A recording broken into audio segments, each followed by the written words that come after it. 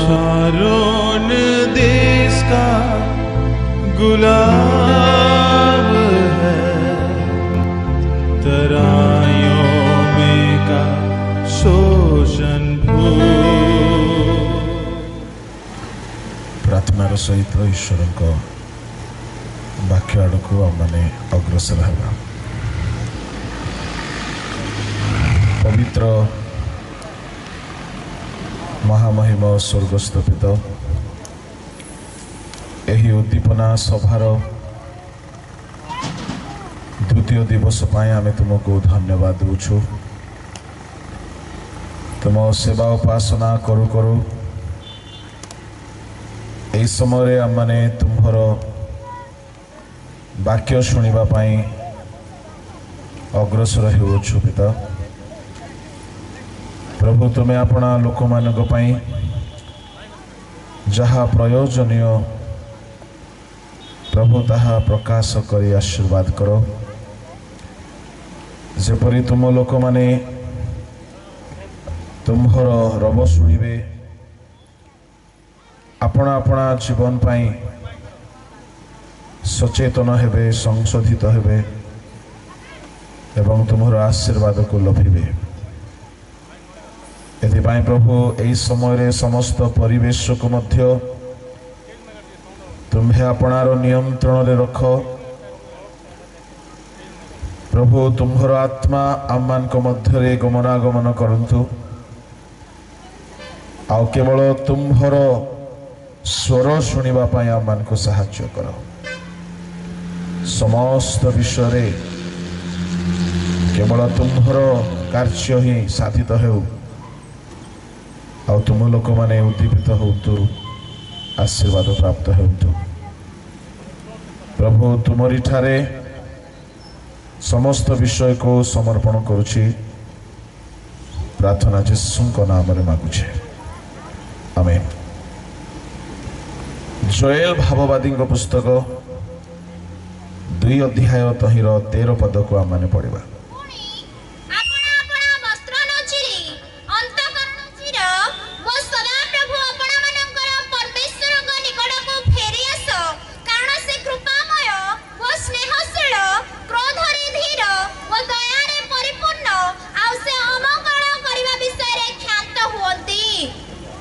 प्रभु महानामर गौरव हेउ।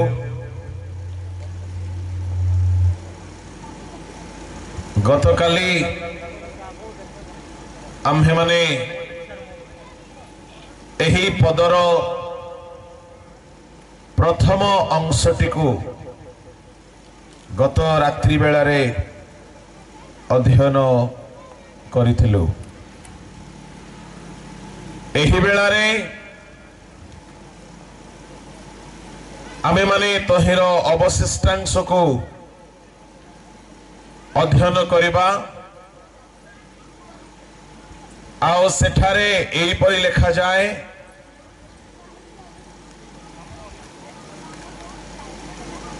तुम्हें माने अपना वस्त्र न चिरी अंतकरण चिर व अपना सदा प्रभु निकट को फेरी आस। तहिरे से अमंगल करिवारो क्षांत हेबे। प्रभु लोक माने आजिर ध्यान निमंते आमे माने देखिबा जड़े व्यक्ति जेतेबेले परमेश्वर निकट को फेरी आसे, परमेश्वर ताहा पाई केते महत महत विषय सकल रखिछंती। किंतु समस्यार विषय हेउछि कि परमेश्वर निकट को फेरी आसीबार ही अभाव देखा जाउछि। प्रिय ईश्वर लोक माने आमे माने बेले बेले गिरजा उपासना सभा समिति उद्दीपना सभा नाम रे करिथाओ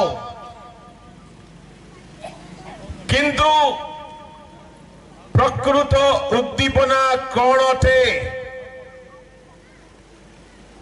जड़े व्यक्तिर भितरे जेतेबेले अपना परमेश्वर निकट को फेरी आसीबा पाई जेतेबेले ताहार भितरे एक सचेतनता आसीबो जेहेतु आमाने लूक पुस्तक रे पढ़ो अपव्यय पुत्र अपना पितांक निकट को फेरी आसीबा पाई से चेतना पाइला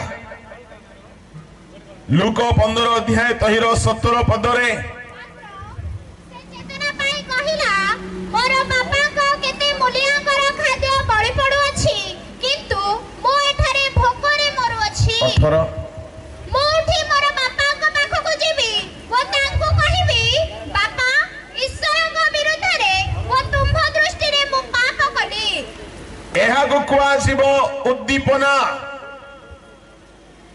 जड़े व्यक्ति जेतेबेले चेतना पाइला ईश्वर लोक माने आउ से व्यक्ति निज को कहवा को लगिला से निज पाई निजे वक्ता हैला बेले बेले बाहर प्रभु को दास मान को देई केते वाक्य शुणिले मध्य मुंडरे पसे नाही बेले बेले परमेश्वर आम मान को भिन्न भिन्न परिस्थिति रे पकाई आम निज को से चेतना दे थांते आउ सेते बेले से चेतना पाइला से निज को कहिला कि मो उठिबी केइटा को उठाई नांती मो जीवी केहिटा को जीवा पाई कहि नांती से कहला मो जाई कि क्षमा मागिबी प्रिय ईश्वर लोक माने टिके ठीक कथावार्ता बंद करेबे कि 3-4 जण टिके दया करी गोटे घंटाटी पाई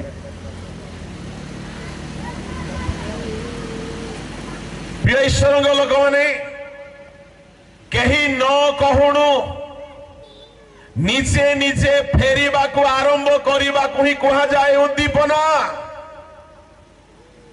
आउ एहा अपव्यय पुत्रर जीवन रे देखा गला से काहे की फेरिबा आरंभ कला एहा मुटी के परे कहिबी आपण मान को केही ताकू कहि नांती काहार प्रचार से सुनी नाई काहार गीत सुनी नाई काहार परामर्श शुणी नाई किंतु ता भितरे अपना पितांक निकट को फेरिबार भाव आसीबा को लागिला से जागी उठिला से पड़ी रही थिला से सुप्त हो जाइथिला से कहला मो उठी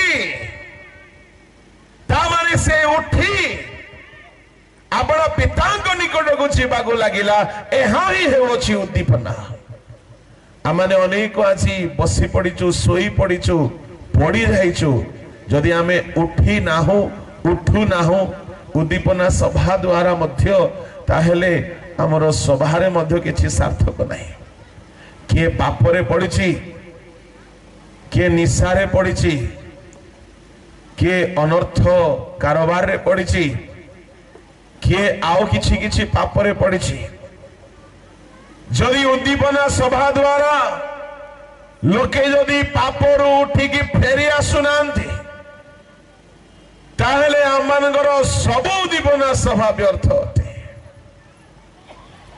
एणु प्रिय ईश्वर लोक माने परमेश्वर कहउछंदी तुमे माने अपना वस्त्र न चिरी अंतकरण को चिर वो सदा प्रभु अपना परमेश्वर को निकट को फेरी आस तहिरे परमेश्वर होउछंती कृपामय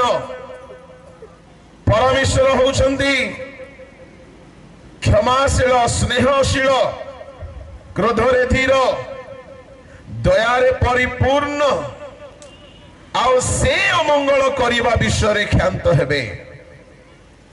आज दुई गोटी कथा को मुझे आपण सम्मुख यथेष्ट समय नहीं कहवाई चाहे जेहेतु लेट हेले मध्य खाइबार एठी ही हेछि। आओ आज टिके पाग भी ठंडा अच्छी कि भाग्य आमर तेणु काली परी मुंबई रे बसला परी लागू नहीं। तेणु ये पागर फायदा मध्य टिके नेबा जेहेतु जल्दी सारिले भी असुविधा काले रंदा सर नथिबो। आओ खाइबार तो अच्छी खाइला परे तो घर को जीवार अच्छी टिके लेट रे खाइले तो मरिबा नहीं। आओ मरी जदि गलु एते पास्टर माने अछंती कबर देबा पाई सभा समिति रे मरले की भाग्य। आओ केही मरिबे नहीं बोली मोर विश्वास। बोलो यीशु मसीह की हालेलुया। ये हालेलुया रे जीवन नहीं टिके जोर रे कहंदो हालेलुया।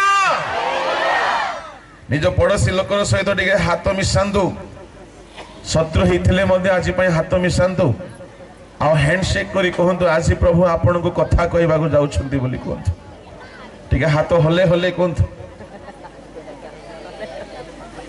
बोलो यीशु मसीह की हालेलुया हालेलुया।